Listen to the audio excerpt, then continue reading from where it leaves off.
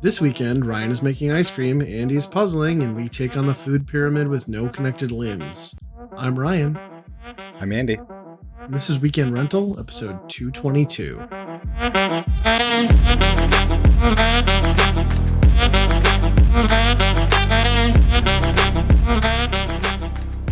Well, hello everybody. Welcome back to another installment. Andy, how are you? Pretty good. I found the light. Yeah, I like it. I'm so used to you being like, I liked the juxtaposition of like me having a lit room and you just being like a shadow in a dark room. Plus like the illusion of like what's behind them. Sex toys, a petting zoo, we don't know, you know. Yep. There's still room for the first thing I mentioned on that shelf of yours, so. Well, no, I need the bigger room for all that stuff. That's why that's upstairs. Yeah. The swing doesn't quite fit that space. Yeah, exactly. Gotcha. But getting there. Basement's coming together, so. Yeah, I like it. It's looking good. Yeah. I like the collectibles in the background there. I still want to pry that top-loading NES box out of your possession, but I'll restrain myself for now. Once I get your address, though, if you find the door open one night, it was anybody else, not me. Yeah, I'll check the one thing that was Biff. missing. Yep. Yeah, it's Biff. It's always Biff. Yeah. So. I mean, it's been crazy cold here, but it really sucks because we can't complain about it because it's worse in like 80% of the other part of the country. So. Yeah, isn't that wild that like we're just like it's really cold, but life goes on, and they're like it's really cold and snowy, but literally everything stops. It's kind of crazy. Yeah, I was looking at like was it like Saturday or Friday? I think I was looking at like the list of just like canceled flights, and it was just unbelievable. Yep.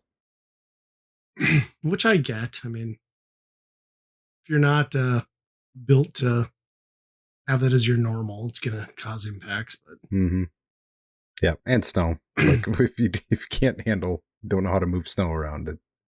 Yeah, I swear to God, rough. My furnace last Friday when it was negative 20 plus the wind chill, which was like what they say negative 40. My furnace, like I could hear it kick off and then immediately kick back on. Like just there was no stopping that thing. So I can't wait to see what my utility bill is next month. You let your dog out of the house and he comes back after like 5 seconds, like with his feet like clearly in pain. And yeah. It's hard to complain too much though, since we did start off January with like 40-degree temps. But, yep. We're just like 2 short months away from the end of this if we're lucky. So if we're lucky, yeah, that'll be. Yeah. We'll see. I had a fun. I don't have a lot of topics because I've had my mind on other stuff. But I had a fun watch where I was just bored one night over the weekend. And I threw on one of our episodes a couple back, and I think we were celebrating Christmas. And I opened the podcast with 2025. It's got to be better, right? And we laughed. And then what the hell did I do? Did I curse us? Is this a Betty White situation? Oh boy. that could be, especially when you brought him like right by us. It's got to be that then, right? Yeah. Yeah, I just, I'm sure any of our listeners, like, you turn on a TV where we live is not out of the news at all. And it's just like doom scrolling and avoiding doom scrolling is not even a thing when it's ever present and at your doorstep in the way things are. Yeah. And I just don't even like. When it affects every like Mexican business or Chinese restaurant around you, it's beyond being able to ignore, I think. Yeah, and there's absolutely something to be said about like controlling your borders and immigration control. But when we're moving towards a federal agency that's requiring people that simply aren't white to present different documentation and be detained at will, or in cases pulled out of their residences. Like, it's just so disheartening. And like, speaking for myself, I don't want to lump you in anything or anything. I think you and I are fairly aligned, but like, this isn't, we've moved to like, we glossed over in the last podcast, like what had happened with that initial incident, but like, this isn't a political thing anymore. This is agencies in federal power, regardless of who's in charge, executing without cause citizens. And the disgusting part is you can see it with your eyes, right? The video's there. In both cases, you can make, you should have done this, you shouldn't have done that, but in no way should a citizen have had their life ended. And then we still have these pockets of people that you encounter that like somehow justify it. And like, there's two sides to every story. And I'm like, if the side is your own interpretation of the visual facts, what's the other side? The words coming from a person, and that's fact. And it's just like, it's such a sad, pathetic existence that we're living in. And I just, like, how do you come out of that? And this surely isn't the end of it. And Minneapolis won't be the end of it, right? Still at this time, like, we can trust our eyes a little bit. It's just freedom is on the line. Like, our rights are on the line. It's terrifying, to be quite honest. Yeah, it's scary that, it's one thing to say, oh, AI is so good now that you can't trust your eyes. But when it's 14 different angles of something and you can stabilize it and do it in slow motion and see exactly how it happened, what happened. I mean, there's no doubt about what happened. That if you are just on the other side defending any of that, then you're not, I don't know. You're just being disingenuous then. At the end of the day, regardless of your beliefs, a human life is worth more than anything. And to like try to rally some rationale into why it was justified is gross. And I think more people are waking up to that fact, but it seems like we're in this super messed up state where like it's only going to get worse before any of it gets better. So yeah, it's just a bad situation all the way around, because I mean, there's the leader of it does not like to admit defeat on anything. He doesn't want to be seen as taking a loss on something, even though I think the general public has really turned on this. I mean, it's or do the logical thing of wait 5 fucking minutes, let the facts come out, instead of getting out there with extremist rhetoric when it's unfounded. Or even if it was founded, you didn't allow time for it to happen. And like you said, I think that's turning against that initiative. And I just don't know. Like, just makes you feel sick. Yep. And I know we have some listeners from outside of our wonderful nation that has never been doing better. We're all thriving, but totally understand if you're outspoken against what's happening here, and you should be. And, hatred and short-sightedness is a disease. Like it's here now, but keep it in check where you're at. Like, be vocal. Like that's what I keep telling everyone in my life who's frustrated and venting, it's like, use your voice. Like, don't violence is not the answer, but speaking truth to people who are clearly spewing bullshit and hate is the best weapon we have. So I don't know. Yeah. That's it's pretty unfortunate. And most of the time I try and play the person that see both sides, or at least listen to the other side, right? Because that's honestly how we get into the messes like this, where you don't listen to the other side. But when you do hear, like I said, if you see somebody standing up for this, I mean, this is yeah, it's nothing you can do at that point. yeah, it's so bad. So yeah, my feelings, my heart, and my thoughts go out to everybody who's suffered a loss in that respect. Anyone who feels persecuted and scared to leave their home, and it's the people in Minnesota and Minneapolis that are just tired of it and want these people out of their neighborhoods. So let's hope we start seeing some change. Could you imagine if this happened in the summer? Like, it wasn't when 20 people, below? yeah, the protests in 20 below was like what, 50,000? If it was 70 degrees, it would have been, yeah. Yeah, it's just wild. So, yeah. I'm going to Minneapolis this weekend. We'll see how that goes. But I think you're insane, but good luck. Stay away from crowds. Yeah. You spending the night or just going for the day? Spending one night, then coming back the next day. But yeah. Yeah. Hopefully it's not the same hotels that ICE agents are at, because I'd like to sleep that night.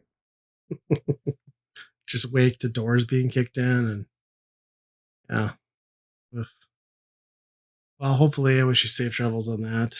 And you said you're going for a board game convention? Yeah. I don't think there's any racial profiling happening at a board game convention. You would hope not. You never it's about know, the whitest place you could probably find happen in that. That is very true. Yeah. Well, hopefully it's fun. Yeah. Yeah, outside of super depressing news, which again, like, it's something you hate to touch on, but I feel like something needs to be said. I just have been kind of out of everything with it. I haven't. It takes up a lot of headspace right now. Yeah, it does. You just can't unplug from it. I did see a few movies though since we talked last. Lord of the Rings. We've talked about it on the show. Epic trilogy, untoppable probably in our lifetimes. They had that 25th anniversary re-release of the films to theater. So I went to go see The Fellowship with my kids, took them to that. I think they've seen it before, but we're probably not old enough to remember. And yeah, it was good. It was the extended cut, so it was like almost 4 hours long. And then luckily there were no previews, but they had a special foreword from Peter Jackson, which was interesting, but it was like clearly just like a Zoom call filmed from his house, and like just like he kind of mumbled a lot, and like it was tough to make out some of the stuff he was saying, but he was like kind of recounting some high points from that film and filming it, and how he was in a weird headspace because the media kind of rallied behind the idea of this is a giant gamble and it will fail and it's doomed from the start, and like that was pretty cool. But yeah, really cool to see that in the theaters again. That was the only one I didn't catch in theaters.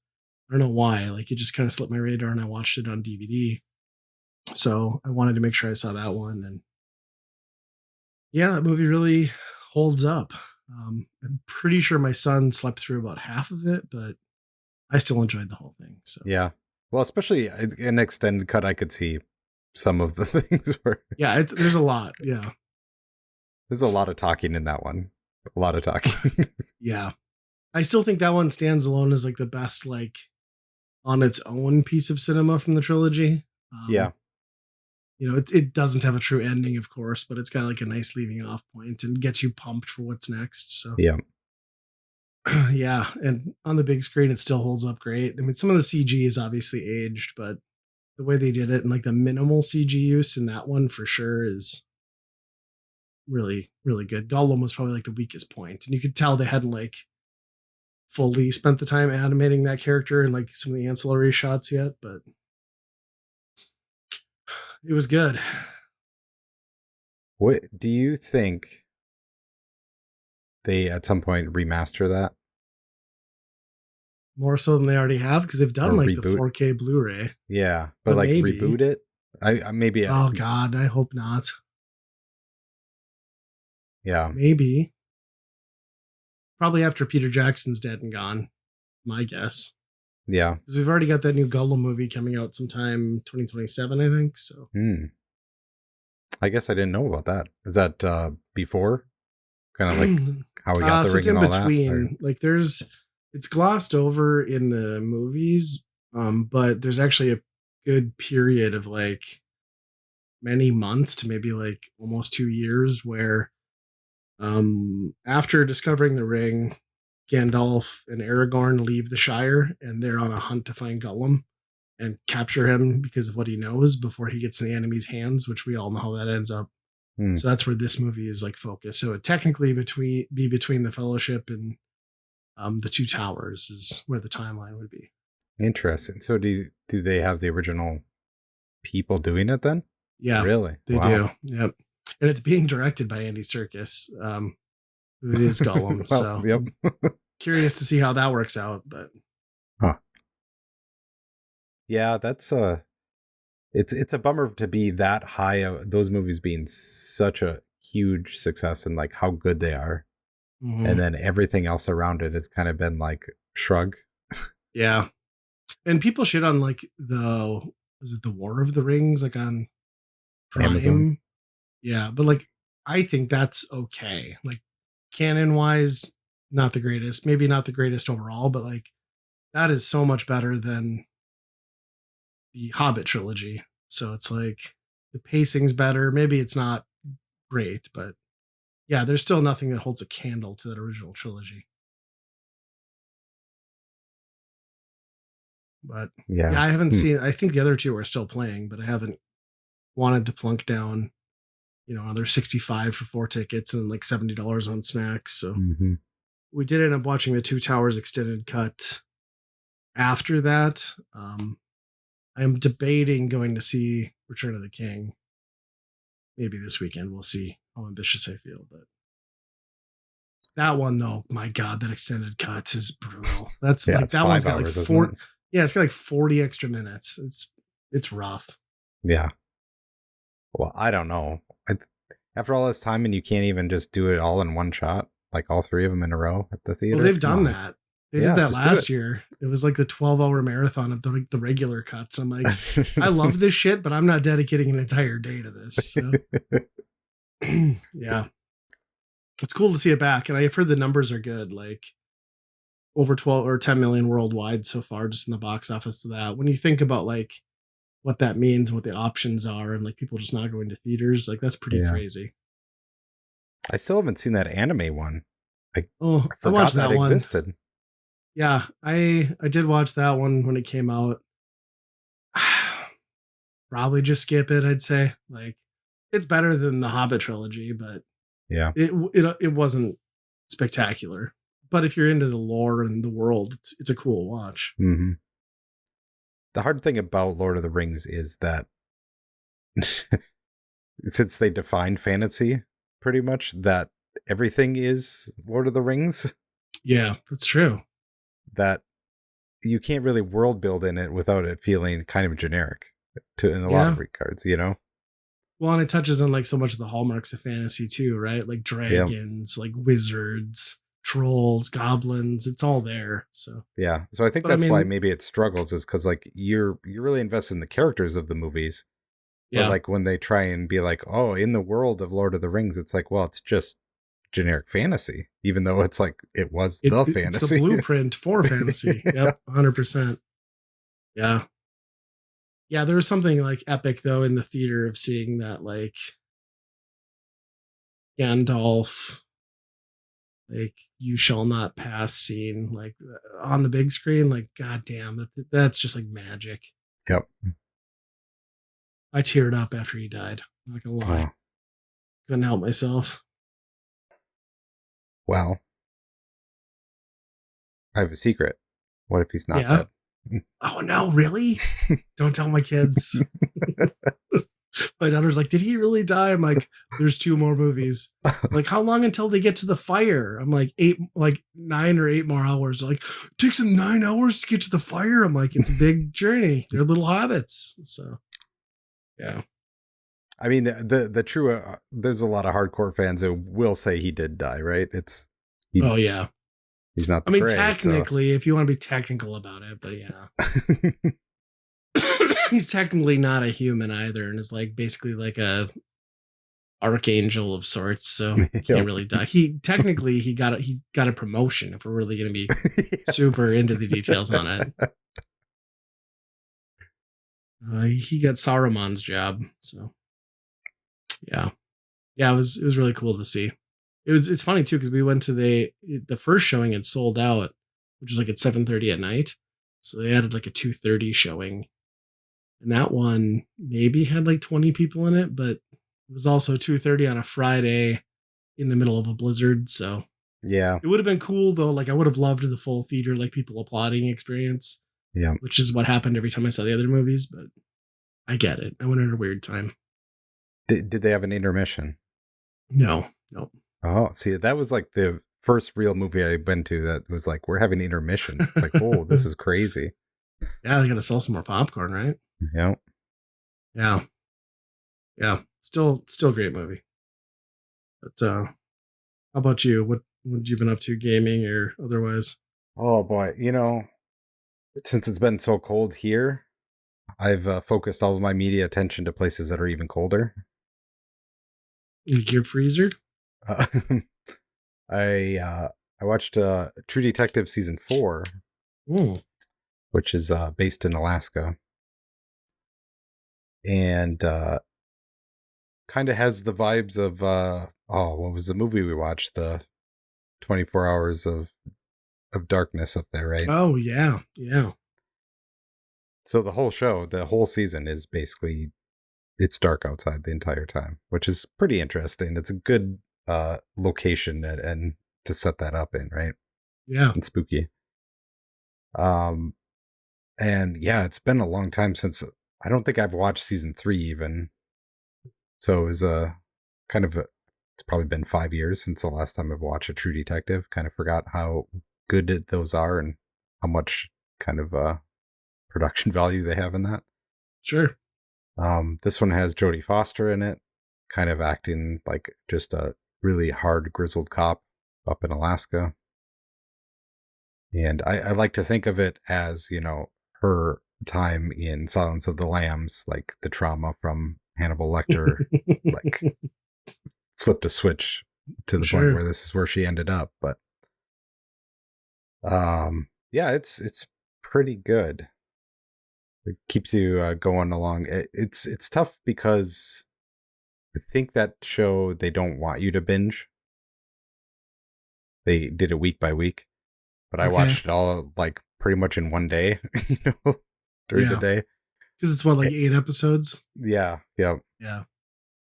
And it's kind of a whiplash at that point because it's just like, oh, and then this thing happened, and it at some point these big turns and big significant things that are happening are just like small blips on in the story, right? When you're going that fast through it. But yeah, it was pretty good. Nice. And then the game I had laying around on my Steam pile was Frostpunk, which is an old game. It's probably 10 years old at this point. I think the second one even came out recently, but this is kind of like a city builder Civilization kind of style game, but you are the last civilization on Earth on a basically just like a hunk of ice, and you find this huge generator that gives off heat, and basically you have to build your city around that and try and survive, Sure. So it felt good to, be cold here, but then, in this game, it's like 120 degrees below. Yeah, it's 120 degrees. It's fine. I don't have to deal with that. However, this game is kind of challenging me on the way I like these type of games, where I play Civilization or something and I try and find the best min-max path to getting the most dominant thing of what I'm trying to do, right? This game is basically like, you gotta make a decision. Both of these suck. It's gonna hurt you, probably. It's gonna hurt your town, but you gotta pick one. Maybe you get something out of it. So it was interesting. I don't know if I enjoyed it in that regard, but that's just my monkey brain that likes things to just be good and get positive stuff out of it all the time. But it made things interesting, and then a lot of times at the end of the day, like it turned into something that you could use, later on in the game. But yeah, that is interesting because like you said, like civilization, you don't usually have to think about negatives because you can just always like pad enough to be like it's all going great, Yep. Yeah, I've heard a lot about that game. I've never picked it up myself, but pretty good, you think? Yeah, it's not too bad. It's pretty hard, I would say. There's definitely a very hard learning curve on surviving, because there will be certain waves of where the temperature just drops down to like way below zero. And sure, you have to mine enough coal and everything to keep your generators and your heaters running, and then food and all this stuff. And a lot of times you're moving your guys around between the things. It's not even like a set it and forget it type thing. You have to manage these people to even get the resources you need out of the stuff for quite a while. Yeah, it's pretty hardcore for like a game of that type. If you're into the more casual offerings, which I prefer. So. Yeah, it's a little stressful, I'll say. Yeah. Does it have just like one main campaign then that you're working through? There are other ones that you can play through different scenarios. I just played the first one, and it doesn't exactly feel good.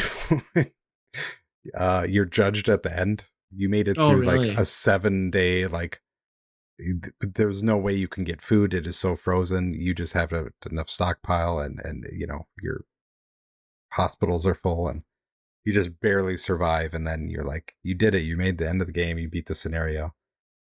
But at what cost? You made all these shitty decisions, and you destroyed humanity. You're like, what kind of humanity do you have left? And that was the end of the game. I'm like, well, fuck me, I guess. It's a dick move. What a judgmental ass game.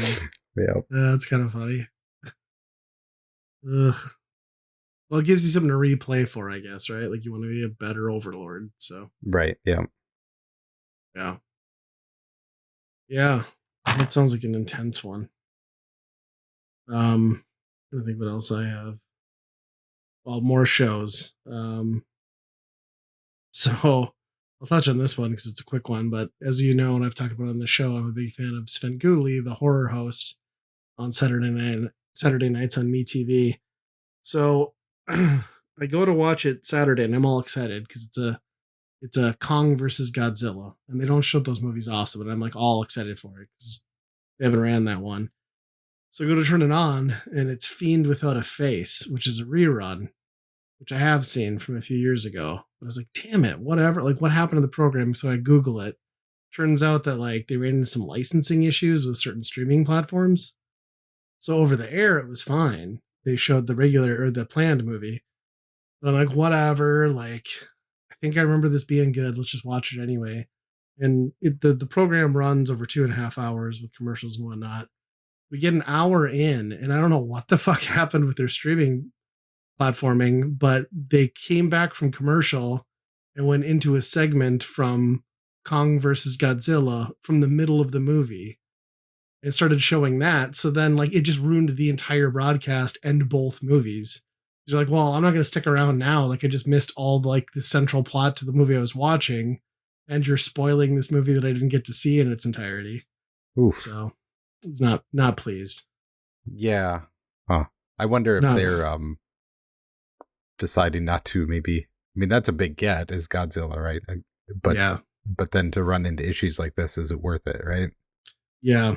So I was very let down. And then we ended up watching another movie, which was that I think it kind of just came out or like recently. Like there wasn't a lot I'd heard about it other than I saw it at the previews for Avatar, and this is this new Dracula movie that came out last year, and it's Dracula: A Love Tale.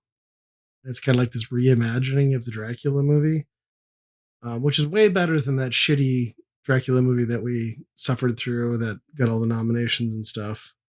And it's it's just a retelling of the traditional Dracula story, and like you're following Dracula, like who basically the whole crux of this one, and I guess probably the main book is he's just waiting for his dead wife to come back to him because he forsake God and God won't let him die. So he's just waiting for her soul to be reincarnated like 400 years later.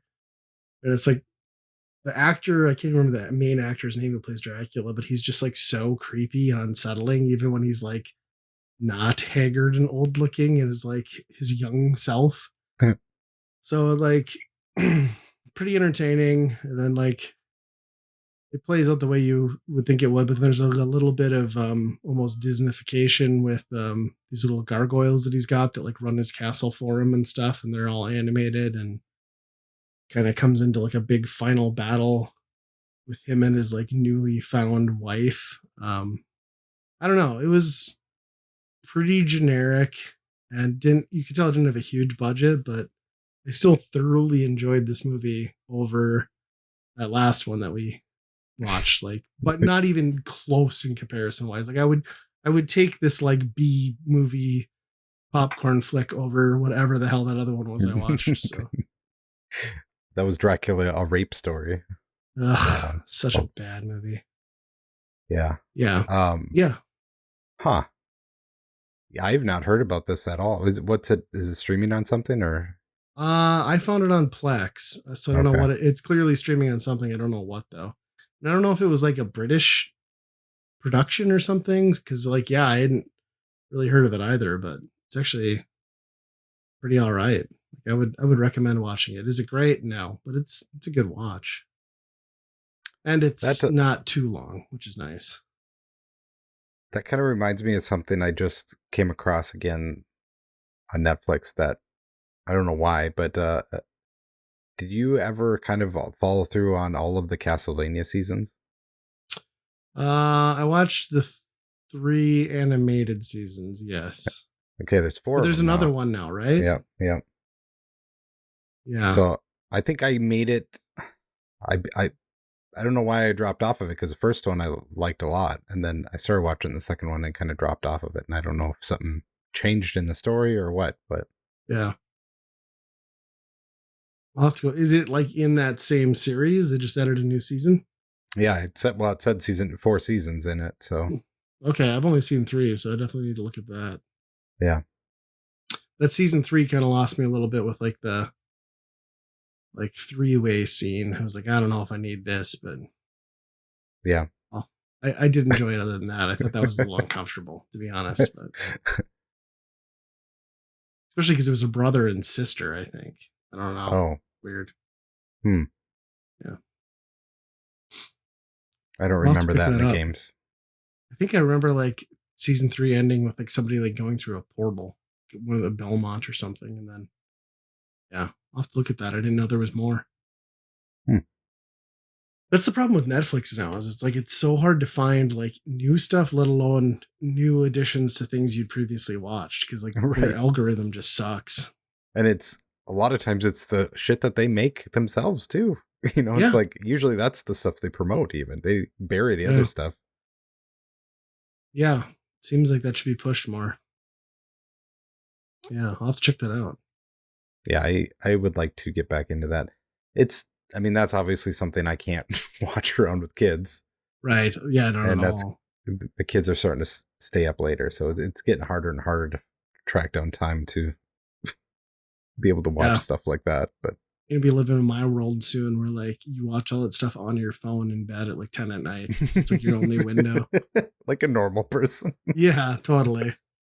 Wife asleep, yelling at you to turn it down. Oh. What is this magic puzzle? It's a magic puzzle, Ryan. Really? That's the name of that. That's literally what this is. It's my mother has been kind of staying in the apartment suite next to us, and my father has not been here. He's been in a nursing home lately, and so we've been trying to keep her company a lot so she doesn't get lonely. And what do older people like? Puzzles. And magic. Yeah. We it's a puzzle from a company called the Magic Puzzle Company. And I don't think I've ever done anything quite like it. You start opening the puzzle, and then there's like another envelope that says don't open this until you're done, right? Okay. So you start doing the puzzle, and then you what do you usually do for a puzzle? You start with the flat edges, right? You do the outer border. Soon find out that there are straight pieces inside the middle of the puzzle everywhere. Oh, that's just devious. Yeah. And kind of curvy side pieces, and then there's like one giant puzzle piece that's like I don't even know how this would fit in there. Eventually you get it all together. You open up the thing. Then you realize that you can, it shows you that you have to take these different sections that are actually not connected to each other. Okay. And you slide them into a different spot, which reveals the center. There was like a center diamond area in the middle of the puzzle then. That when you open this envelope, there's a bunch more pieces that you fill in the middle part. So it's like a bonus puzzle. And it gives context to what's happening in the puzzle before. Like there's a conclusion, like you're adding to it. The one that we did was like, it was underground, and it was like a bunch of little pockets of like tunnels and stuff where like mushroom people lived, but also farther up above them was like crystal people, and they obviously didn't get along, so they were like at war. But when you finish the puzzle entirely, you do the little secret puzzle. It's a nice little bit to the end of the story where they're both getting along in a pool party right in the middle. So happy ending. That's cool. Yeah, that's wild. I've never heard of anything like that. Yeah, it was really interesting. I don't know if I have the patience for some of that. Yeah. I will say the art was kind of obnoxious, but at the same time, it had so much stuff on it that you could like pick up even a small piece and be like, I see where this goes. Yeah, that's nice. Which is nice. But I just remember like horrific memories of staying with my grandmother when I was like a kid, and she'd have like a 1,200 piece puzzle that was nothing but like a flower, like a field of like flowers with green and purple. And you're like, we'll never get this, Grandma. Like, this is never going to happen. But we'd sit there and do it. And it was torture. Yep. Yeah. That's cool. I didn't know that anybody was doing anything like that. Who knew you could like innovate on puzzles? Right. You know? And I have another one that we haven't done yet, but on the back of it, it's like, here's a QR code, and there's like a podcast talking about what's happening in the puzzle. They're adding lore to that's awesome. That's so crazy. That's cool. Yeah. I'll have to look into that. Yeah, the only other gaming related thing I had was they had that update on like the Virtual Boy, and I think everybody knows that's hitting Switch Online next month. But then they announced that they will be putting out additional unreleased previously games for that. So in addition to like the full library being there, which was cool enough, like more prototypes and unfinished builds coming is pretty cool. Yep. Yeah, that's pretty awesome. And I mean, you almost need that though too if you want to get into that ecosystem, because I mean there's emulators. Yeah. That you could figure out how to do and do that way, but I'm still interested. How do they know? Like, it's still required, right? Like you need the supposedly that's what they're saying. I still think there's a chance you put that in your dock and that shit just works, but yeah, you're gonna get 2 images. But I think there's a chance and that's where I haven't even like I've been putting off like even ordering the shell, because it's like It's $100. Like, it's a nice gimmick. I've played most of those games that were good, at least pretty well through. So it's like, I don't know if I want to drop. I mean, granted, there's the amiibo, or not amiibo, but what are those things called? Labo version. So I will buy it eventually. I've just been waiting until it's like here finally. But yeah. I'm excited for it though.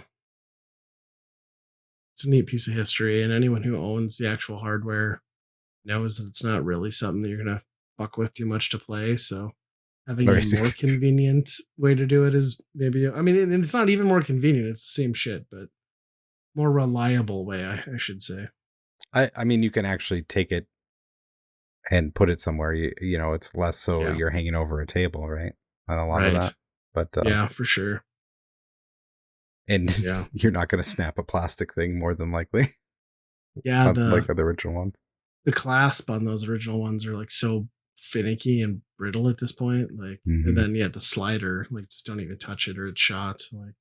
Like my one original one is the ribbon cable is shot on the one side, and I know I can buy that kit for like $70 now to like redo that, but it's like, I don't know. I have a consoleized one anyway, and what are the odds that I'm going to play with either one of them? So yeah.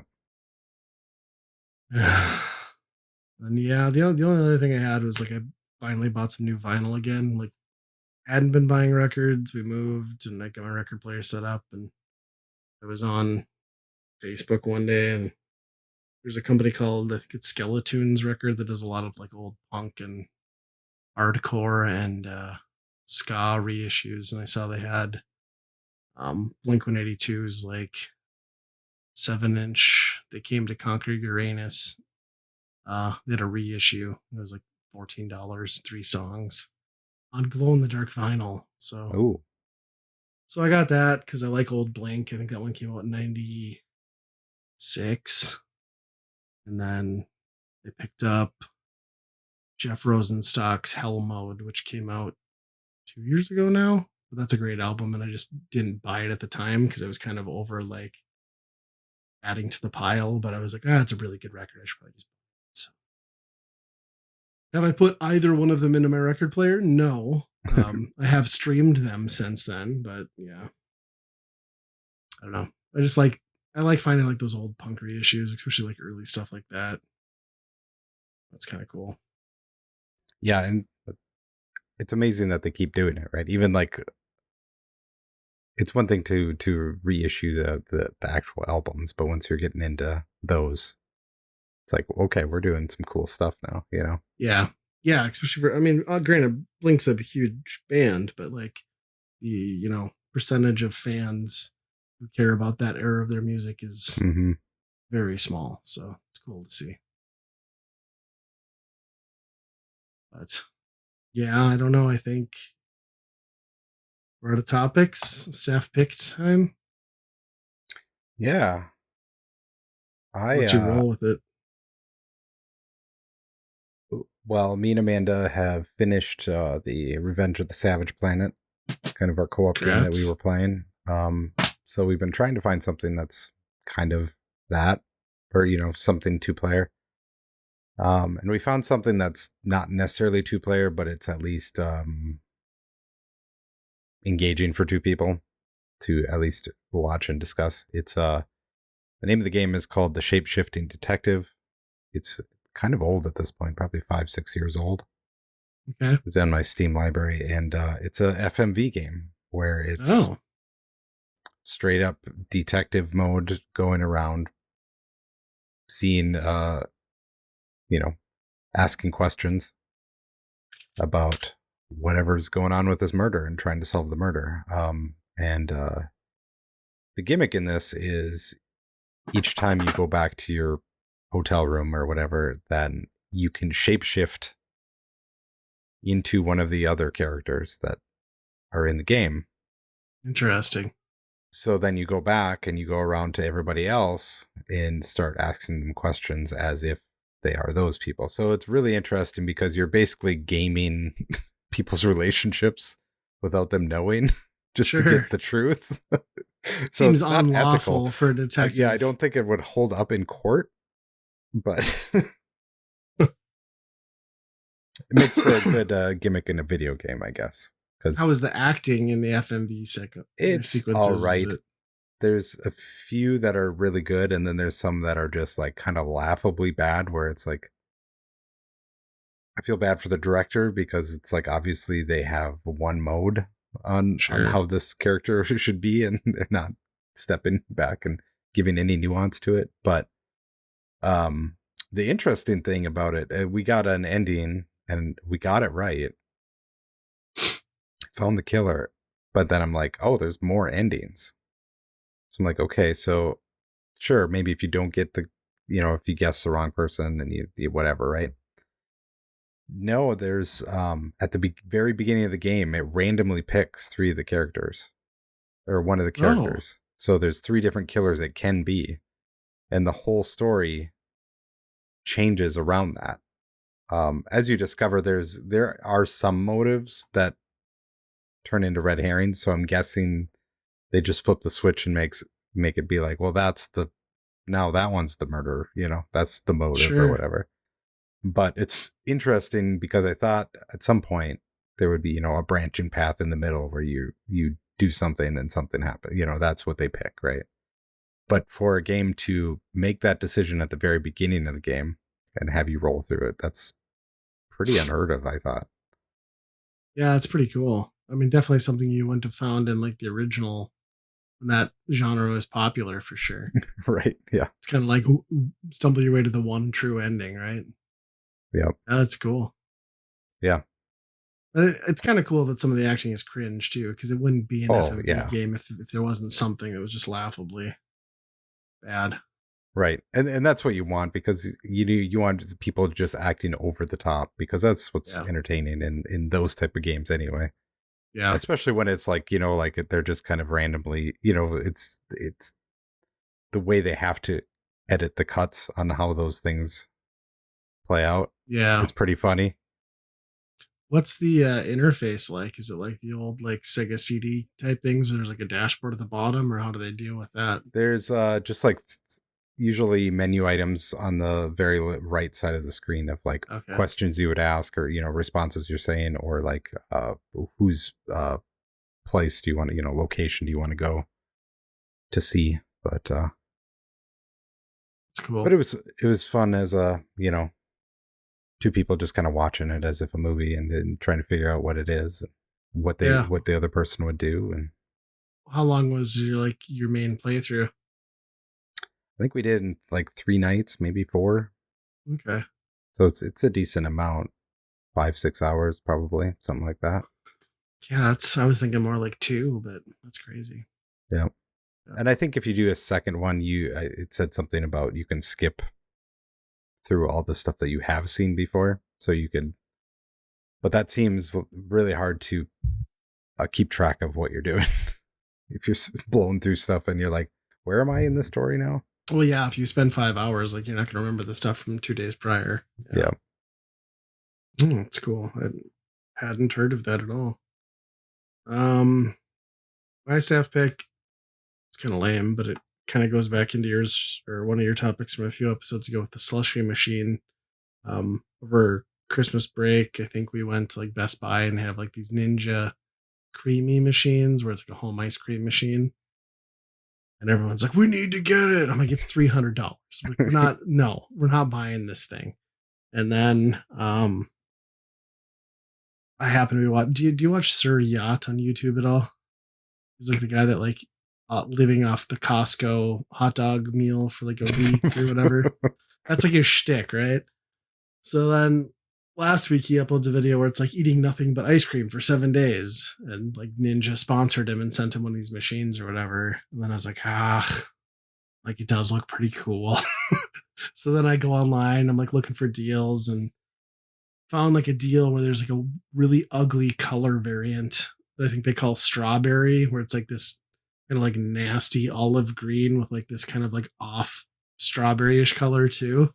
So that was discounted already on their website. And then there was like a 10% off if you entered a code sort of deal, right? So I'm like, whatever, I'll buy it. It came out to like just at $200 of tax, shipping included. And that thing arrived this week. And my whole family's been very in love with pouring weird concoctions into a container, freezing them, and then making an ice cream out of them. So, yep. Yeah, we'll see. I think that we've been more like the kids have been more focused on like I want satisfaction now more so than us buying proper ingredients and making real quality products. But yeah, it should be cool. What's like the go-to so far that you've been doing? I think they did strawberry, and then they did a was it an oat milk? My wife wanted this one. It was like an oat milk protein powder, some kind of flavor, coffee, maybe like a coffee toffee thing. So what I really want to do though is the sorbet, because like supposedly you can just like take a can of like diced Dole pineapple, like dump into the container, freeze it, and blend it, and you have like sorbet. I was like, that sounds amazing. But the problem with this thing is like you're freezing your ice cream into the container that also goes into the machine that turns it into your ice cream for you, right? So it's like until that ice cream's gone, I can't get my flavor in. So I was like telling my wife, I was like, we need backup containers to scoop the ice cream into. Because like right now we're in like a bit of a gridlock situation. So yeah. I'm very much waiting to try the fruit sorbet thing, but we'll see what happens. We found a Wendy's Frosty recipe that supposedly works in a slushy machine if you run it long enough. That's not ice cream, so yeah, I believe it. Yep. And it tastes just like a Wendy's Frosty. It's really? Crazy. Yeah. What goes into that? I'm curious. It's chocolate milk and then condensed milk, which has a shit ton of sugar in it, right? Yep. All the good stuff. And then whipped cream, just Cool Whip. Just those three things. If you get it like in the right whatever, yeah, it's perfect. It sounds pretty damn good, I'm not gonna lie. Mm-hmm. Yeah. It's I can't even imagine how many calories are in it, but it's best not to know, right? Mm-hmm. Yeah, I'm looking forward to see what we come up with, but it made everybody happy, so I guess it was worth it. I just wonder, like in 5 years, are those the things that are going to be clogging up like thrift stores? Every thrift store. Yeah. It's going to be like every Keurig and what's the other brand? Like you go in, it's like these were $180 machines and now nobody wants them. So, yeah, I suspect that will be the case. I just like the creamy name though, because you can say all sorts of like horrible innuendos, and that's almost worth it alone, right? Yep.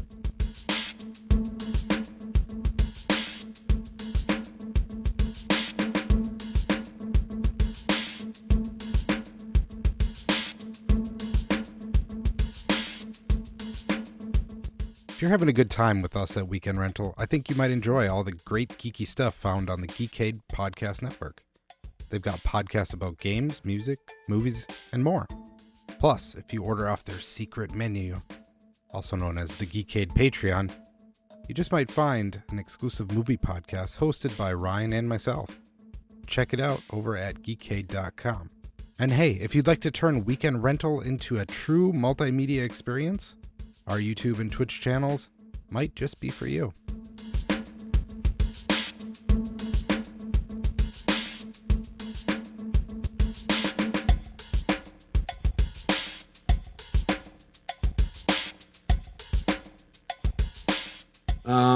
But yeah, I suppose Weekend Rental time. So the Weekend Rental, of course, Andy and I will pick a game for a given system. We'll play that game, give our opinions at the end of it as to whether we would buy, rent, or burn that title.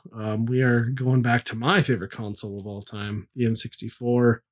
We're talking about Tonic Trouble. And I believe this is Ubisoft, right? If it isn't, they've got a lawsuit on Rayman. Yeah, I was gonna say the best way to describe this game is if you mashed up Crash Bandicoot with Rayman and then give it just a dash of Conker's Bad Fur Day, just enough to get it to like PG, almost 13. Yep. And yeah, I guess it also came out on PC, and the PC Windows version, based on some of the long plays I watched too, runs much better, got better reviews. Oh, I'd imagine. But yeah, this one came out 99, so pretty late. in 64's life. Um, yeah, and that Rayman comparison, since Rayman was also on those consoles, at least Rayman 2. Yeah. It very much feels like that, character design and all.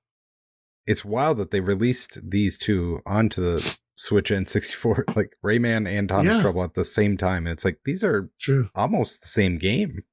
Yeah. They're very similar. Yeah. I would say this game is much more like kiddie friendly. Very easy. I I don't know what your playthrough is like, but I rage quit this one the first time I played it. Because here's what happens. Like for anyone who doesn't play, is it's a 3D platforming game for the most part. But the first level you drop into is a like sledding or like luge level. Well, at the end of the luge level, there's two options. The straightforward gate takes you into the next section, which is what I did, and then I got to an open area, and I was trying to like just click through the text, not paying attention to stuff. And in that open area, you can talk to a angry tomato, which I did, and he opened a gate, and I just walked in. I was like, logically, this is where I go. Whatever he does, it sends you back to the first level you started with. I was like, I just did this shit. I don't want to do it again. So then I finished the level, and instead of taking the gate directly in front of you to the left, I went to the right. And what that does is it restarts the level all over for you again.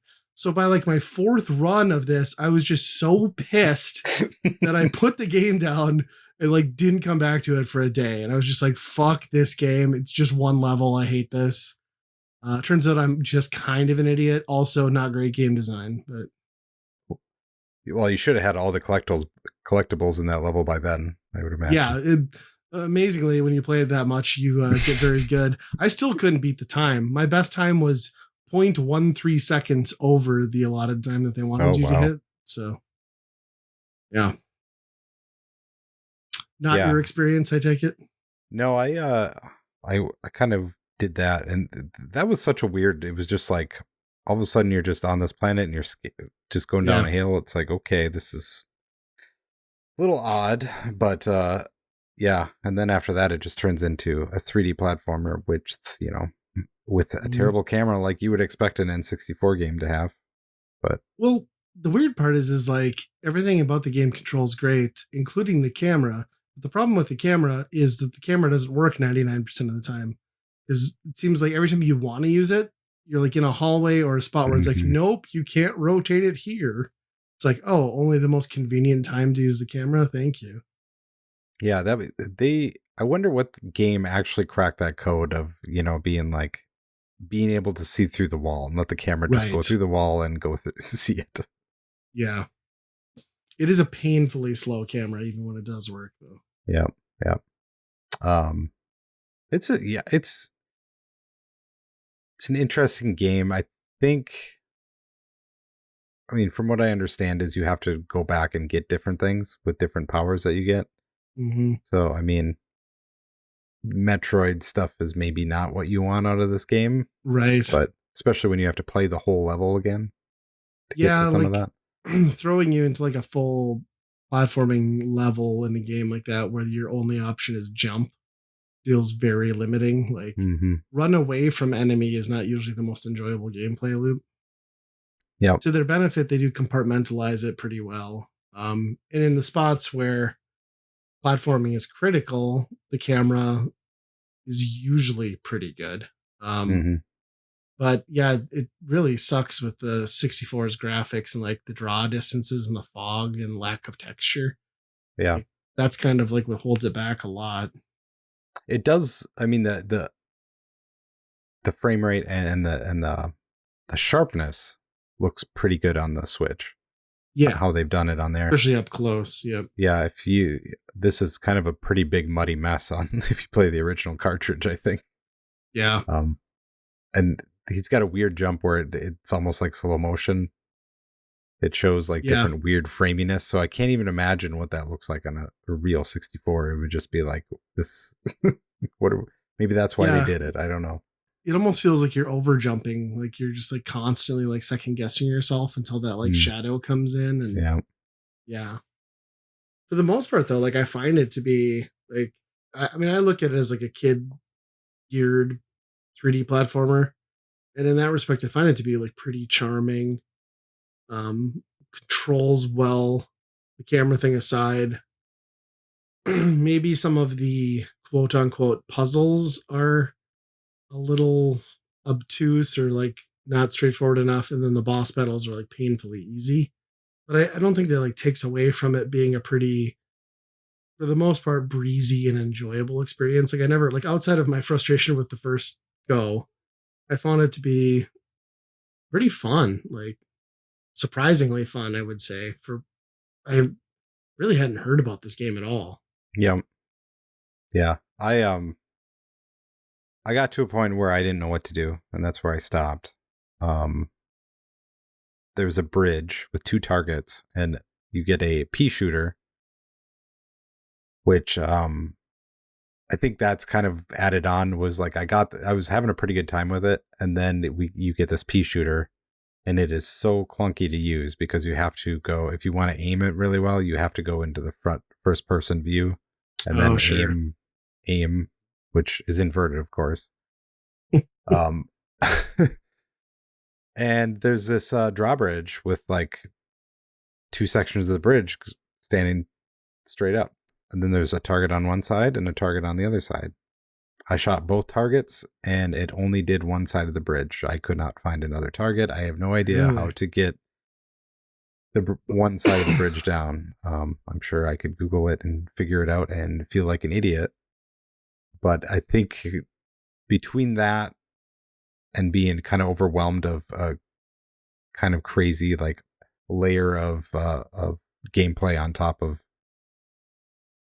the platforming was just like, I don't know, I'm done with this now. Yeah. But up until that point, I was having a pretty good time with it. Yeah, it seems like it does it. It's at its best when it's doing like more of the straightforward platforming stuff. I think it does that very well.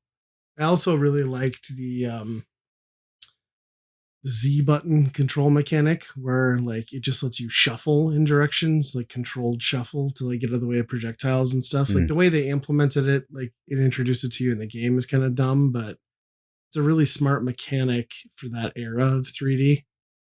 I wish I'd have seen that in some other games. But and I don't know if you notice this, but it's the only video game I've played that has Paul Newman's face in it. Oh, really? Was he on the popcorn machines? Is that who it was? It said Newman's Own popcorn, whatever, on the popcorn machine. And it's really high res on yeah, I just thought like it can't be. Like it's gotta be like a ripoff, but that's funny. That's awesome. Yeah. I did like the battle too, like when you fix the popcorn machine and there's like that super angry like corn cob who's like, you've offended the corn kingdom. You shouldn't have fixed that machine. And then you just like burn him alive and molten. So good. Yep. Yeah. And I liked the whole aesthetic, honestly, like the creepy food, which we kind of glossed over, but like I think the whole premise is you just like kicked a can of like weird cyber juice that like turned everything evil and sentient. You're trying to recover it, but I liked the premise. I also liked like the creepy like newspaper guy who just reminded me, like, he gives you tips, but he just reminded me of like that disturbed cloud from the Trolls movies. It's like really like odd. So that's who I thought he was. Yeah, I mean, for a platform I hate and a game I never heard of, I gotta say there's something to this. It's funny because like I think there's enough there that there could have been sequels, but then you also have to look at it, like we said, like with Rayman. Like this company already had Rayman. They had the better version of this. Like there was no reason for this game to also be out. So yeah, I mean, this almost seems like this was a prototype of a Rayman game or something. Something had to have connected this to Rayman to be. Yeah. Well, I read it had a very troubled development. Like it was originally supposed to come out in 97. So it took them 2 more years to get this thing to market. So I'm sure there was maybe like if they shared some engine initially and that was going to come out first, but yeah. I kind of want to play Rayman now on the N64 because I never tried Rayman 2 on anything other than Dreamcast. So yeah, I don't know if I've played a 3D Rayman. game. I haven't played a lot of them. I played 2 for a bit. Okay. It was a big deal, right? Like that was considered like the holy grail of 3D platforming for a number of years. And then just kind of fell off. Then he went to Rabbids, and that's what we got. So. Hey, don't besmirch Legends and Origins. Those are amazing games. Well, okay, that's true. Yeah. I wish they would make another one of those. That would be great. I think we'll see a port to the Switch 2 before we see another one. But yeah, I agree. Excellent games. What do you think you would give Tonic Trouble then on the scale? You know, if I had this game on a 64, I mean, it's no Super Mario 64, that's for sure, or even Donkey Kong. Right. But I think it's up there as far as, you know, there's so many generic 3D platformers out there, and I think this one is probably on the better side of that. So I think I'm going to go by, given kind of the platform and all that. Yeah. Yeah, I was on the fence with this one. And as much as it pains me to say, I think I would give this a buy as well. And I don't like the console and its graphics and everything, but like for the most part, I was smiling and enjoying my gameplay, minus my first encounter. I think that there is just so much schlock in platformers of that era, and especially on that console. Like almost nothing holds up outside of like Nintendo's first party stuff. So to like come across something like this, it's like fully playable and like kind of innovative. Kind of says something. I'm surprised more people don't talk about it. Yeah. I wonder if it's just because of the premise of it. You know what I mean? Where it's like, food's evil, right? Well, and it's like a kidified concept and a console that most people were like writing off at that point anyway, right? So it was never going to find a mainstream audience. And if you were going to buy something like this around then, you probably would have bought Rayman 2, right? If you were a serious gamer. So, or you would have moved on to a real console like the PlayStation or Dreamcast and thrown the that character 64 in the trash. I mean, it's just he's just Rayman. It is Rayman. It is, but he just sucks. He looks awful, I think. You're so hard on Ed. I don't know. He's all right. He's all right. He's pretty soulless. I'll give you that. He's serviceable. Yeah. Yeah. Well, I guess it's another one. That's gonna do it. You can reach us at weekendrentalpodcast@gmail.com. Send us your favorite recipes for the creamy. I've got a couple. We'll see. either innuendo you want to go with that, I guess. Whatever you want to send. But yes. And we're on the Patreon network, where there's a lot of other awesome, Geekade Patreon. Oh, yeah. I'll just jump in here quick. I should mention for our listeners, like if you listen to the Stone Age Gamer podcast or maybe haven't yet, Chris and Dan did start doing video now, and they're uploading to that to their Stone Age Gamer YouTube channel. So if you want to watch those, get them in video. It's an option now. So there's 3 episodes in a video. That's awesome. Yeah, and we have a movie podcast on their Patreon, which we'll be recording after this. And then till next time, be kind, rewind. Bananas. Evil bananas, maybe. Oh yeah, sure.